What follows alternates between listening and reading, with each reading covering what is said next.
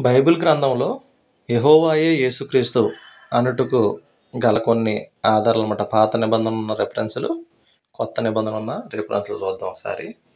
నీ దేవుడైన యెహోవాను నేనే, నేను తప్ప వేరొక దేవుడు నీకు ఉండకూడదు. నాకు ముందుగా ఏ దేవుడు నిర్మించబడలేదు, నా తరువాత ఏ దేవుడును ఉండడు. కొత్త నిబంధనలో యేసుక్రీస్తు సర్వాధికారి అయిన దేవుడైన నిరంతరం స్తోత్రార్హుడై ఉన్నాడు. దేవత్వం నందు సర్వపరిపూర్ణత శరీరంగా క్రీస్తునందు నివసం చేస్తుంది. యేసుక్రీస్తు మహాదేవుడు అని చెప్పేసి కొత్త నిబంధనలు ఉంది. పాత నిబంధనలు యెహోవా కాపరి, కొత్త నిబంధనలు యేసుక్రీస్తు కాపరి. పాత నిబంధనలు యెహోవా కాపరి, కొత్త నిబంధనకు వచ్చినప్పటికి యేసుక్రీస్తు కాపరి అని చెప్పేసి బైబిల్ తెలియపరుస్తుంది. పాత నిబంధనలు యెహోవా సృష్టికర్త, కొత్త నిబంధనలు యేసుక్రీస్తు సృష్టికర్త.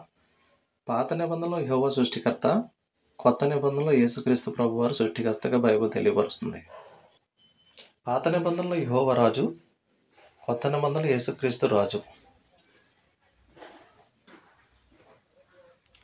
పాత నిబంధనలో యెహోవా మొదటివాడు, కడపటివాడు.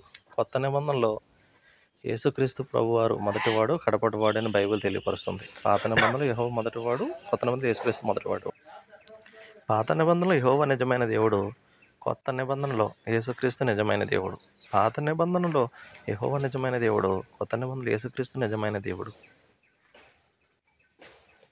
పాత నిబంధనలో యెహోవా భర్త, కొత్త నిబంధనలో యేసుక్రీస్తు భర్త. పాత నిబంధనలు యెహోవా భర్త, కొత్త నిబంధనలు యేసుక్రీస్తు ప్రభువారు భర్త. పాత నిబంధనలు యెహోవా విమోచకుడు, రక్షకుడు. కొత్త నిబంధనలు యేసుక్రీస్తు విమోచకుడు, రక్షకుడు. పాత నిబంధనలు యెహోవా విమోచకుడు, రక్షకుడు. కొత్త నిబంధనలో విమోచకుడు, రక్షకుడు యేసుక్రీస్తు ప్రభువారు.